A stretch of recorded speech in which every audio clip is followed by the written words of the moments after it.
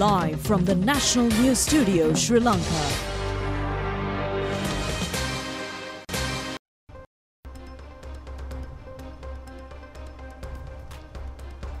வணக்கம். இலங்கையில் பல விருதுகளை வென்ற முன்னோடி அலைவரிசையின் இரவு 7 மணி தேசிய தொலைக்காட்சியின் பிரதான தமிழ் செய்தி ஒலிபரப்போடு இணைந்திருக்கும் நான் நாகரத்னம் தீபதர்ஷினி. ஏபிஎம் நிஸ்ரீன். முதலில் தலைப்புச் செய்திகள்.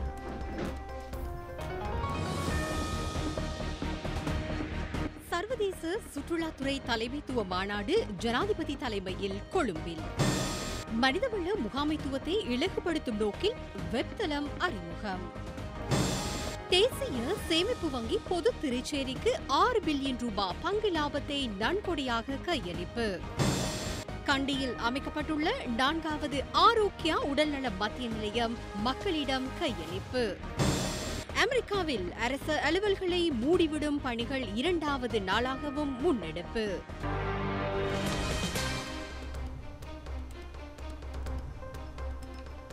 அவை தலைப்புச் செய்திகள். இனி விரிவான செய்திகளில் முதலில் உள்நாட்டுச் செய்திகள். சர்வதேச சுற்றுலாத்துறை தலைமைத்துவ மாநாடு ஜனாதிபதி அனுருகுமார திசாநாயக்கவின் தலைமையில் கொழும்பு பண்டாரநாயக்க ஞாபகார்த்த சர்வதேச மாநாட்டு மண்டபத்தில் நேற்று நடைபெற்றது.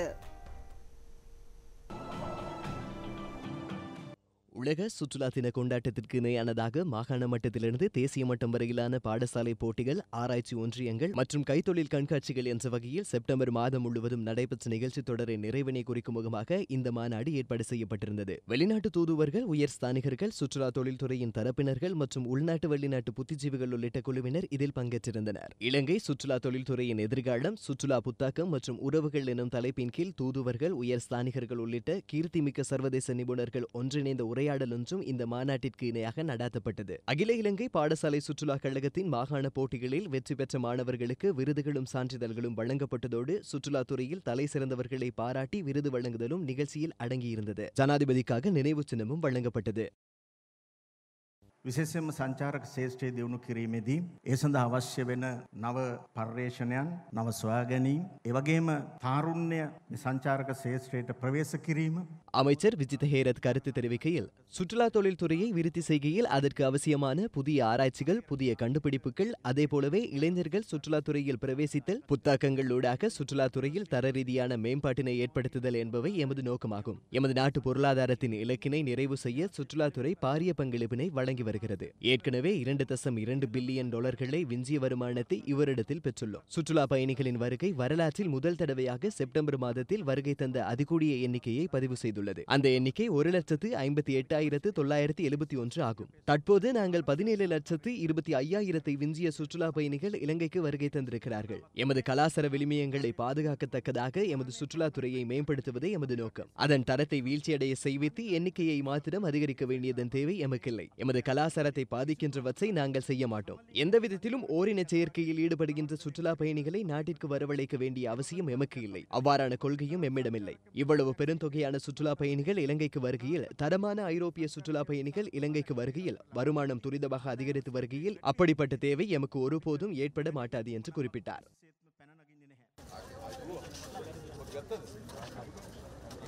இந்நிகழ்ச்சியின் பின்னர் கொழும்பு சர்வதேச புத்தக கண்காட்சிக்கு வருகை தந்திருந்த மக்களுடன் ஜனாதிபதி சுமூகமான உரையாடல் ஒன்றிலும் கலந்து கொண்டார்.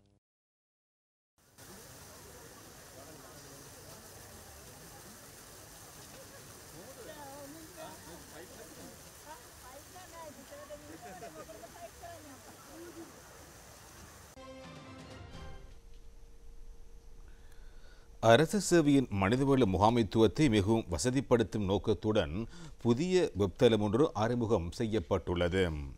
பொது நிர்வாக, மாகாண சபைகள் மற்றும் உள்ளூராட்சி அமைச்சு மூலமாக அறிமுகம் செய்யப்பட்ட இந்த திட்டம் பற்றிய கலந்துரையாடல் ஒன்று அண்மையில் அந்த அமைச்சில் நடைபெற்றது. அரசு சேவைகள் மறுசீரமைப்பு மற்றும் திட்டமிடல் பிரிவினால் அறிமுகம் செய்யப்பட்டுள்ள இந்த வெப் தளத்துடன் www.govhr.gov.lk எனும் இணைப்பின் மூலமாக பிரவேசிக்கலாம். அரசு சேவை உத்தியோகத்தர்களின் ஆட்சேர்ப்பு, பதவியேற்பு போன்ற இடமாற்றம் சம்பந்தமான அனைத்து அறிவுரைகளும் எதிர்காலத்தில் இந்த வெப்தளமூடாக மேற்கொள்ளப்பட எதிர்பார்க்கப்படுகிறது. முதலாவது கட்டத்திலே நாடளாவிய ரீதியிலே 6 சேவைகள் மற்றும் 3 ஒருங்கிணைந்த சேவைகள் என்பனவற்றிலே உத்தியோகத்தர்களின் தகவல்கள் இதில் சேர்க்கப்படுகின்றன.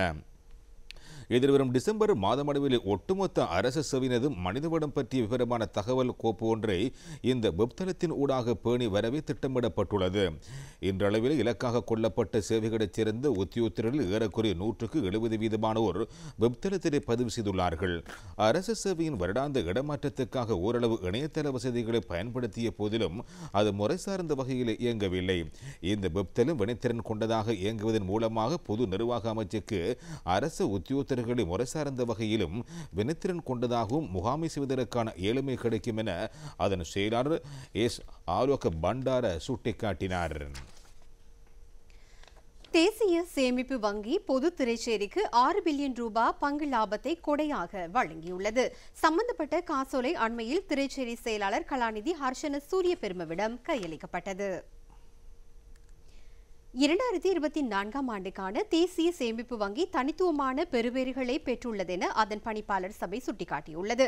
தொழிற்பாடுகளின் உன்னத நிலை மற்றும் உயர்மட்ட ஆளுகை நடைமுறை காரணமாக இந்த பங்களிப்பினை வழங்கக்கூடியதாக அமைந்ததென வங்கி தெரிவிக்கின்றது. தேசிய சேமிப்பு வங்கியின் தலைவர் ஜனாதிபதி சட்டத்தரணி கலாநிதி ஹர்ஷ கப்ரால் உள்ளிட்ட குழுவினர் இதில் பங்கு பெற்றிருந்தனர். உலக குடியிருப்பு தினத்தை முன்னிட்டு யாழ்ப்பாண மாவட்ட செயலகத்தில் விசேட நிகழ்வு ஒன்று இடம்பெற்றது. இந்த நிகழ்வில் கடற்றொழில் அமைச்சர் ராமலிங்கம் சந்திரசேகர், யாழ்ப்பாண மாவட்ட பாராளுமன்ற உறுப்பினர்களான கே. இளங்குமரன், சானா, ஸ்ரீ பவானந்த ராஜா, யாழ் மாவட்ட அரசாங்க அதிபர் மருதலிங்கம் பிரதீபன் மற்றும் பிரதேச செயலாளர் உள்ளிட்ட அதிகாரிகள் பலரும் இதில் கலந்து கொண்டார்கள். இதன்போது தற்போதைய அரசாங்கத்தினால் முன்னெடுக்கப்பட்டு வரும் வீட்டுத் திட்டத்துக்கு தெரிவு செய்யப்பட்ட பயனாளிகளுக்கான சான்றிதழ்களும் வழங்கப்பட்டன.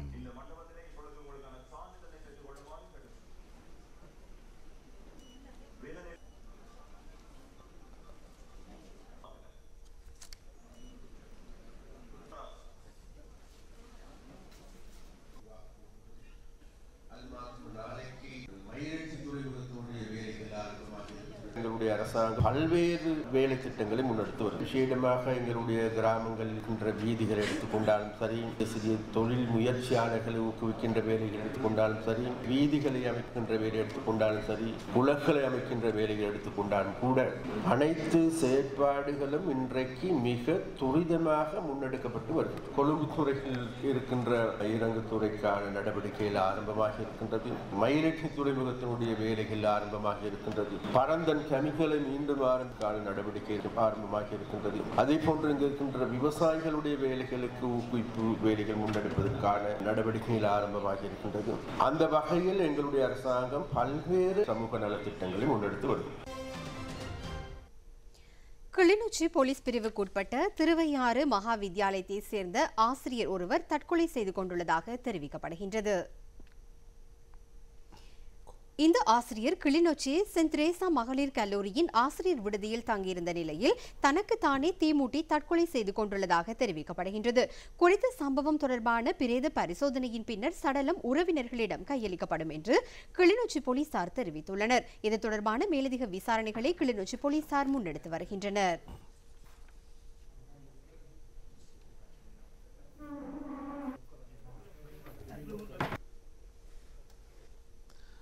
மட்டக்களப்பு ஆயத்தியமலை நரிப்புலித்தோட்டம் பாவியிலே நீருக்கு அடியில் 10 பெரல்களிலே மறைத்து வைக்கப்பட்டிருந்த கோடா போதைப் பொருட்கள் போலீசாரால் மீட்கப்பட்டுள்ளன.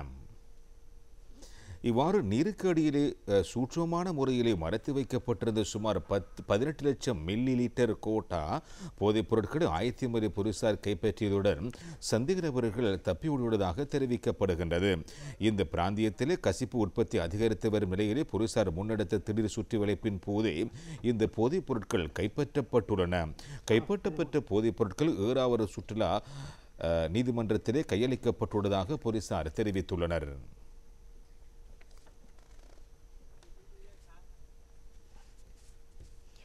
கொழும்பு சர்வதேச புத்தக கண்காட்சியின் 7வது நாள் இன்றாகும்.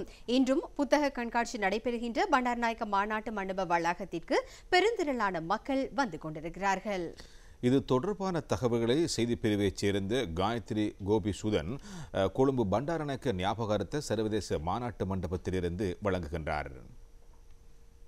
2025 கொழும்பு சர்வதேச புத்தக கண்காட்சியில் இன்றைய தினம் வரை இத்திடலுக்கு சுமார் 10 லட்சத்துக்கு மேற்பட்டோர் வருகை தந்ததாக அதன் ஏற்பாட்டாளர்களான இலங்கை நூல் வெளியீட்டாளர் சங்கத்தினர் தெரிவித்துள்ளனர்.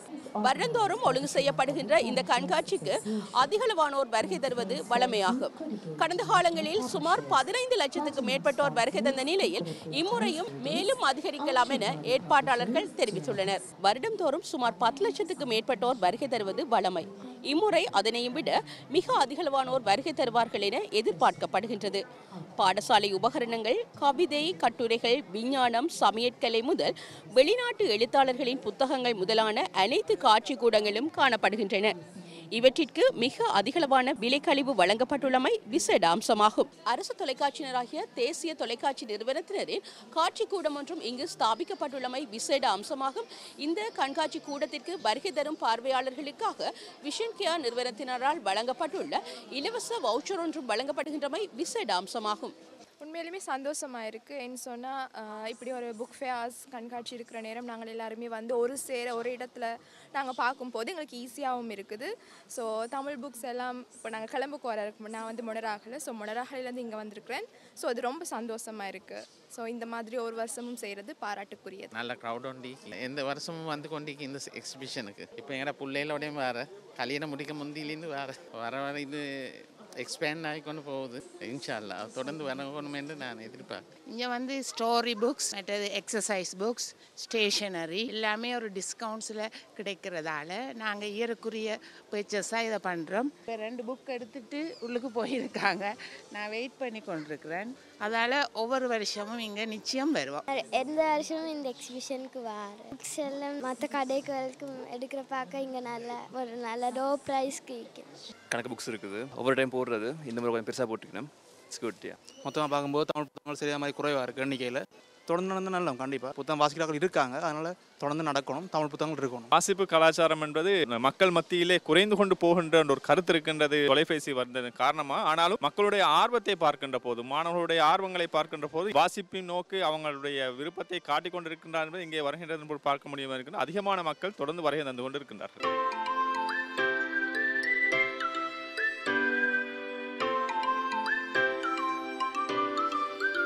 கடந்த 27ஆம் தேதி சனிக்கிழமை கண்காட்சி ஆரம்பித்த நிலையில் இந்த கண்காட்சி முடிவடைவதற்கு இன்னும் எஞ்சி இருப்பது 3 நாட்கள் மாத்திரமே என்ற விடயத்தை உங்களுக்கு ஞாபகப்படுத்திக் கொண்டு ரூபவாகினி செய்திகளுக்காக நான் காயத்ரி கோபிசுதன், கொழும்பு பண்டாரநாயக்க ஞாபகார்த்த சர்வதேச மாநாட்டு மண்டப கண்காட்சி திடலில் இருந்து.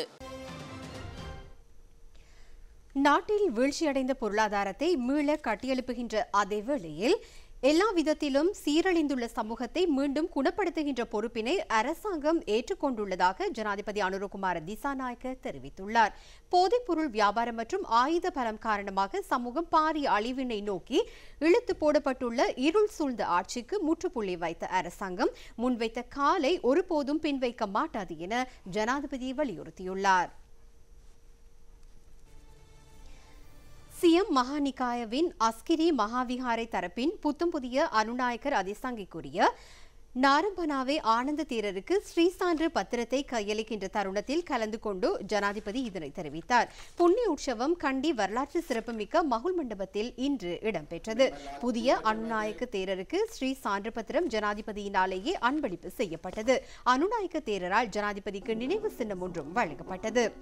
மல்வத் அஸ்கிரி உபயமக விகாரையின் அதிசாங்கிக்குரிய அனுநாயக்க தேரர் உள்ளிட்ட மகா சங்கத்தினர், ஏனைய மதகுருமார்கள், அமைச்சர், பிரமுகர்கள் உள்ளிட்ட குழுவினர் இந்த தருணத்தில் பங்கேற்றிருந்தனர்.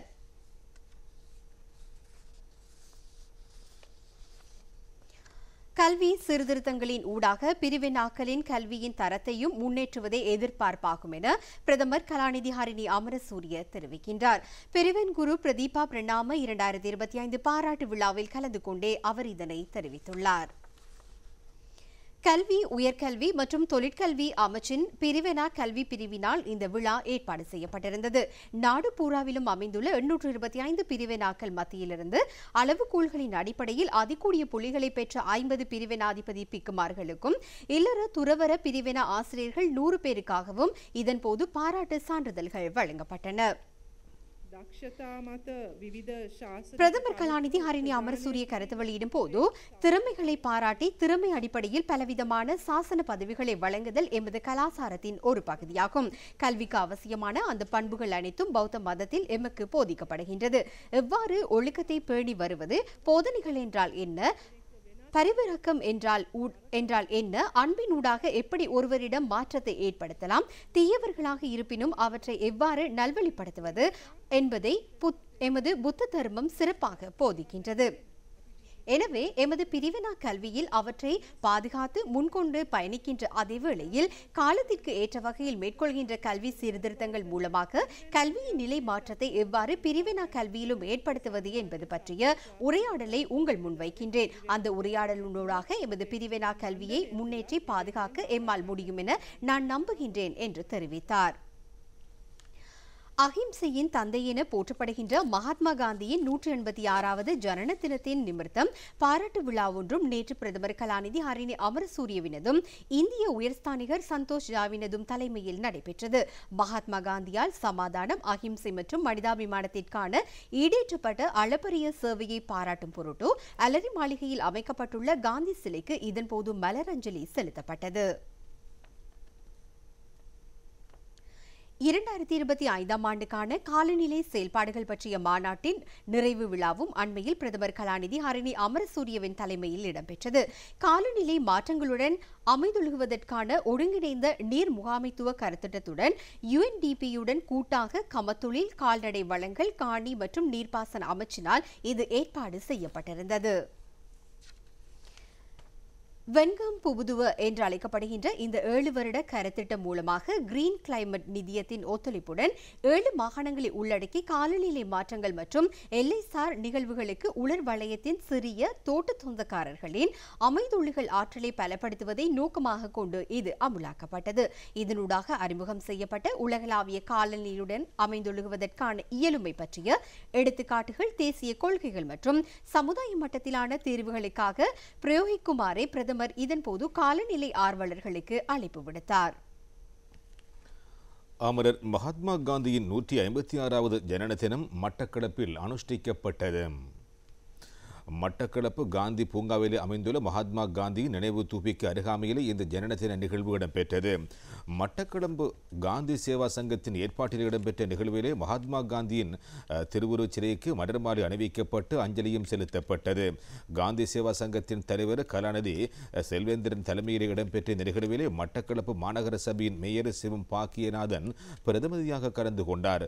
காந்தி சேவா சங்கத்தின் செயலாளருக்கான பாரதிதாசன், ஏனைய சமூக செயற்பாட்டாளர்கள் உள்ளிட்ட பலரும் மலர் மாலை அணிவித்து மலரஞ்சலி செலுத்தினார்கள். ஆரோக்கியா உடல்நல மத்திய நிலையங்களை நிறுவுகின்ற முன்னோடி கருத்திட்டத்தின் கீழ் அதன் 4வது மத்திய நிலையம் கண்டி பொல்கொள்ளவத்து பிரதேசத்தில் நிறுவப்பட்டுள்ளது. நேற்று பிற்பகல் அந்த மத்திய நிலையம் மக்களிடம் கையளிக்கப்பட்டது. சுகாதார மற்றும் வெகுஜன ஊடக அமைச்சர் டாக்டர் நலிந்த ஜெயதிசவன் தலைமையில் நடைபெற்ற விழாவில் மேலும் பல மக்கள் பிரதிநிதிகளும் சுகாதார உத்தியோகஸ்தர்கள் உள்ளிட்ட குழுவினரும் பங்கேற்றிருந்தார்கள். கபடாகம தெற்கு, கபடாகம வடக்கு, குன்னிப்பான மற்றும் உடன்குன்னேப்பான வடக்கு ஆகிய கிராம அலுவலர் பிரிவுகளை சேர்ந்த ஏறக்குறைய 7000 பேருக்கு இந்த ஆரோக்கியா உடல்நல மத்திய நிலையத்திலிருந்து சேவைகள் வழங்கப்படுகின்றன. இதன்போது முதலாவது சேவை பெறுநரை பதிவு செய்தலும் அதனுடன் தொடர்புடைய அட்டையை வழங்குதலும் அமைச்சரினால் மேற்கொள்ளப்பட்டது. ஆரோக்கியா உடல்நல மத்திய நிலையத்திலிருந்து கிடைக்கின்ற சேவைகள் பற்றி இதன்போது வருகை தந்திருந்த மக்களுக்கு விழிப்பூட்டிய அமைச்சர் புதிய எண்ணக்கரு என்ற வகையில் இந்த நிகழ்ச்சி திட்டத்தை ஆரம்பித்த போதிலும் அதில் வெற்றி பெற வேண்டிய சுகாதார சவால்கள் பல நிலவுவதாக தெரிவித்துள்ளார். சுகாதார மற்றும் வெகுஜன ஊடக அமைச்சர் கருத்து வெளியிடும் போது 30 தொடக்கம் 70 வயதிற்கு இடைப்பட்டவர்களில் எமது நாட்டில் இடம்பெறுகின்ற ஆண்களின் இறப்புகளின் பெரும்பாலானவற்றிற்கு காரணம் தொற்றா நோய்களாகும். அதே போலவே 30 தொடக்கம் 70 வயது பிரிவுகளின் பெண்களின் இறப்புக்கு தற்போது நிலவுகின்ற காரணம் புற்றுநோய்களாகும். இந்த நிலைமை மாற்றமடைந்து வருகிறது. எனினும் இன்னும் சில வருடங்கள் கழிந்தொழுதும் பெண்கள் அந்த வயது பிரிவில் அதிகமாக இறப்பதற்கான காரணம் தொற்றா நோய்களாக அமையும். ஒரு நாளைக்கு புதிதாக 100 புற்றுநோயாளர்கள் பதிவாகி வருகிறார்கள். ஒரு வருடத்தில் சராசரியாக 35,000 புற்றுநோயாளர்கள் பதிவாகி வருகிறார்கள். இதில் 35% அதாவது 13,000 பேர் மகரகம் வைத்தியசாலையில் புதிய புற்றுநோயாளர்களாக பதிவு பதிவு செய்யப்படுகின்றார்கள். அதே போலவே ஔடதங்களுக்கான செலவில் 30% புற்றுநோய்க்கான ஔடதங்களாக செலவிடப்பட்டு வருகின்றன. அளவு குறைந்தாலும் மருந்திற்கான செலவு அதிகமாகும் என்று இதன்போது அவர் சுட்டிக்காட்டினார்.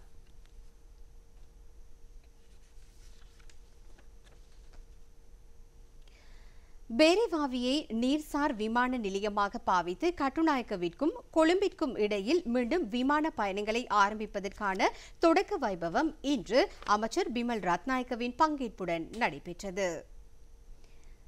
சினமன் விமான கம்பெனிக்கு சொந்தமான செஸ்னா 208 வானூர்தி இதன்போது பேரேவாவியின் மீது இறக்கப்பட்டது. கட்டுநாயக்க விமான நிலையத்தில் ஆரம்பித்த முதலாவது விமான பயணத்தில் சுற்றுலாத்துறை பிரதி அமைச்சர் ருவான் ரணசிங்க, பிரதி அமைச்சர் ஜனித ருவான் கொடித்துவாக்கு, பாதுகாப்பு செயலாளர் இளைப்பாறைய ஏஆர் வைஸ் மார்ஷல் சம்பத்துய கொந்தா மற்றும் ஜான் கில்ஸ் குழுமத்தின் தலைவர் கிருஷான் பாலேந்திர ஆகியோரை உள்ளிட்ட குழுவினர் இதில் கலந்து கொண்டனர். சினமன் ஹோட்டல் குழுமத்தின் உத்தியோகஸ்தர்களும் இந்த தருணத்தில் பங்கேற்றிருந்தனர்.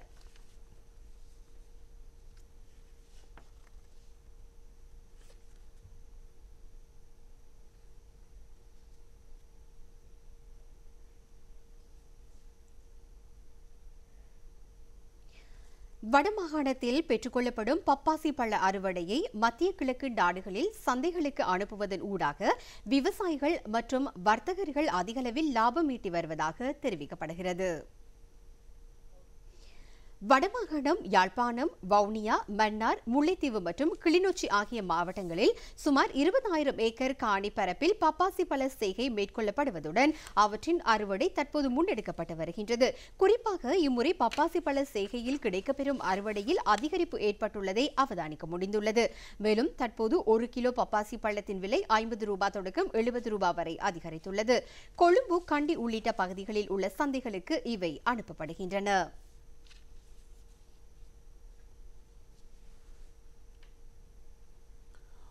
அக்டோபர் 1ஆம் தேதி சர்வதேச சிறுவர் முதியோர் தினத்தை முன்னிட்டு நாட்டின் பல்வேறு பகுதிகளிலும் நிகழ்வுகள் இடம்பெற்று வருகின்றன.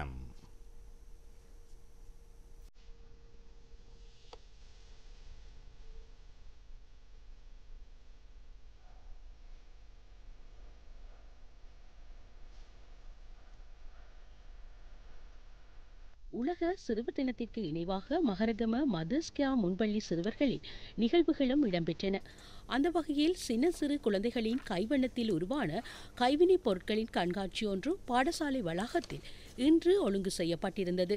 பாடசாலை அதிபர் நிஷானி லியனகே நெறியாள்கையில் ஆசிரியர்களான ஹசினி நவோத்யா, டேல்கி மதுசானி, சச்சினி செவ்வந்தி, சத்துமாபா கீகாயனகே ஆகிய ஆசிரியர்களின் நெறிப்படுத்தலில் இந்த சிறார்கள் கைவினைப் பொருட்களை உருவாக்கியிருந்தனர். மாணவர்களின் கலை வண்ணங்களினால் பாடசாலை வளாக கண்காட்சி கூடம் அலங்கரிக்கப்பட்டிருந்தது. இன்று காலை 9 மணியிலிருந்து மாலை 5 மணி வரை கண்காட்சி இடம்பெற்றது. இந்த கண்காட்சியை பார்வையிடுவதற்கு பெற்றோர், முன்பள்ளி பழைய மாணவர்கள், பிரதேச மக்கள் என பலரும் கலந்து கொண்டனர். சிறார்களின் ஆக்கப்பூர்வமான இத்தகைய செயற்பாடுகளை ஊக்குவித்த ஆசிரியர் குலாத்தினருக்கு பெற்றோர் தமது நன்றியை தெரிவித்தனர்.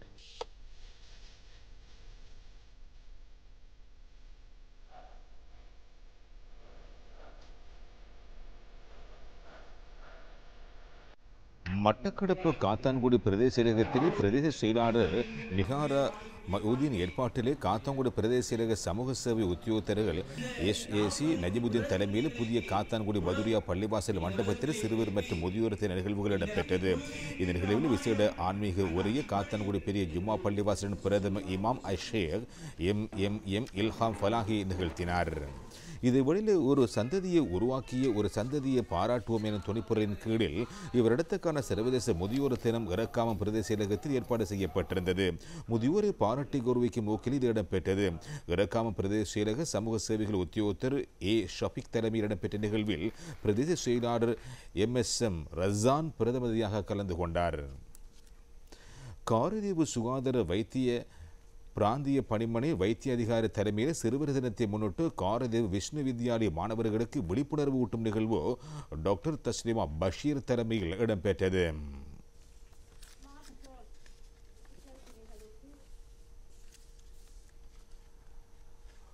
வர்த்தக விளம்பரங்களை அடுத்து வெளிநாட்டு செய்திகளை எதிர்பாருங்கள்.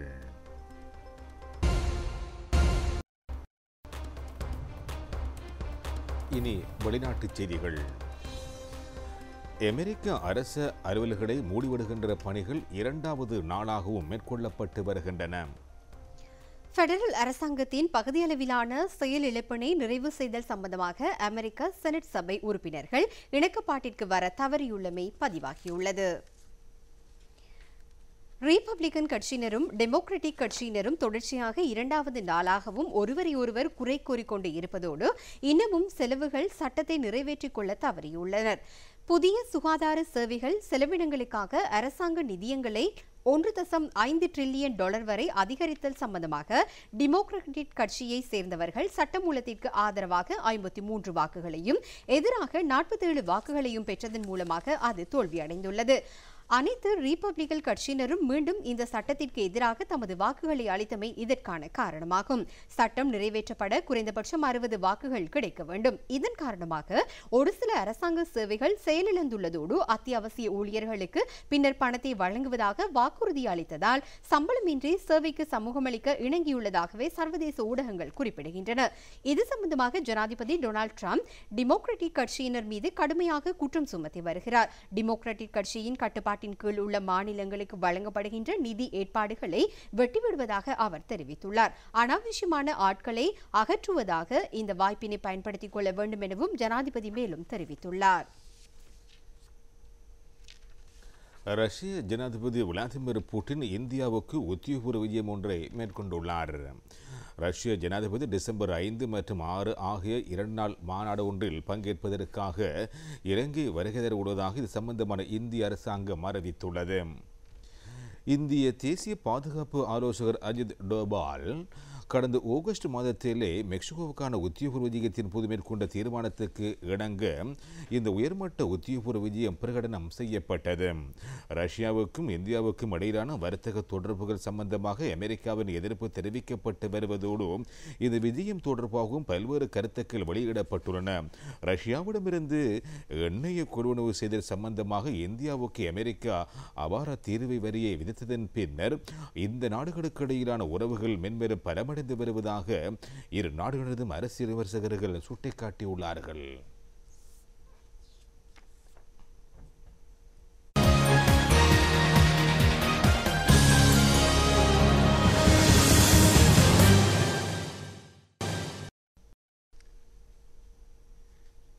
தொடர்பான விளையாட்டு செய்திகள். 2025 உலக பரா மெய்வல்லுநர் விளையாட்டுப் போட்டித் தொடரின் T44 பிரிவில் ஆண்களுக்கான நீளம் பாய்தல் போட்டியில் இலங்கை வீரர் ருவான் இந்திக கமகே வெண்கலப் பதக்கத்தை வென்றெடுத்தார். போட்டித் தொடர் இந்தியாவின் புதுடில்லியில் நடைபெற்றது. ருவான் இந்திக கமகே இந்த போட்டியில் 6.46 மீட்டர் தூரம் பாய்ந்துள்ளார். அவர் இந்த போட்டி பருவத்தில் வெளிக்காட்டிய உச்சத்திறமை இதுவாகும். கடந்த வருடத்தில் நடைபெற்ற உலக பெரா மெய்வல்லுநர் போட்டித் தொடரில் அவர் T44 100 மீட்டர் ஓட்ட போட்டியிலும் வெண்கலப் பதக்கத்தை வென்றெடுத்தார். 2025 உலக பெரா மெய்வல்லுநர் போட்டித் தொடரின் T44 பிரிவில் ஆண்களுக்கான தூரம் பாய்தல் போட்டியில் இத்தாலியை தங்கப்பதக்கத்தை வென்றெடுத்தது. பரா கொடியின் கீழ் போட்டியிட்ட விளையாட்டு வீரருக்கே வெள்ளிப்பதக்கம் உரித்தாயிற்று. 2025 உலகக்கிண மகளிர் ஒருநாள் சர்வதேச கிரிக்கெட் போட்டித் தொடரில் பாகிஸ்தான் பங்களாதேஷ் அணிகளுக்கு இடையான போட்டியிலே பங்களாதேஷ் அணி 7 விக்கெட்டுகளினால் வெற்றியை சுவீகரித்துக் கொண்டது. இந்த போட்டி கொழும்பு ஆர் பிரேமதாச விளையாட்டு மைதானத்தில் நேற்று இடம்பெற்றது. நாணய சுழற்சிகளை வெற்றியீட்டிய பாகிஸ்தான் மகளிர் அணி முதலிலே துடுப்படுத்தாட தீர்மானித்தது. அதற்கமைய குறித்த அணி 38 ஓவர்கள் நிறைவிலே 3 பந்துகள் எஞ்சிய நிலையில் 129 ஓட்டங்களை மாத்திரமே பெற்றுக் கொண்டது. ரமின் சம்மி 23 ஓட்டங்களையும் அணித்தலைவி ஃபாத்திமா ஜனா 22 ஓட்டங்களையும் பெற்றுக் கொடுத்தார்கள். பந்துவீச்சின் போது பங்களாதேஷ் அணியைச் சேர்ந்த சோனா அக்தார் 3 விக்கெட்டுகளை வீழ்த்தினார். அதனைத் தொடர்ந்து 130 என வெற்றி இலக்கை நோக்கி களமிறங்கிய பங்களாதேஷ் மகளிர் அணி 31 ஓவர்களில் ஒரு பந்து எஞ்சியிருக்கும் நிலையிலே 131 ஓட்டங்களை தாண்டி வெற்றி இலக்கை எட்டியது. ரபியா ஹைடர் 54 ஓட்டங்களை பெற்றுக் கொடுத்தார். சோபனா மொஸ்தரி ஆட்டமடக்காது 24 ஓட்டங்களை பெற்றுக் கொடுத்தார்.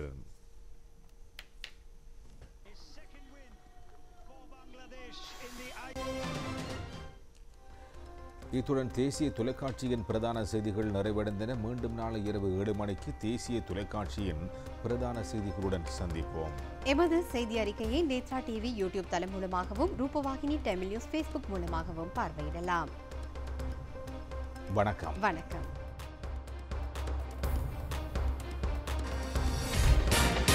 வணக்கம்.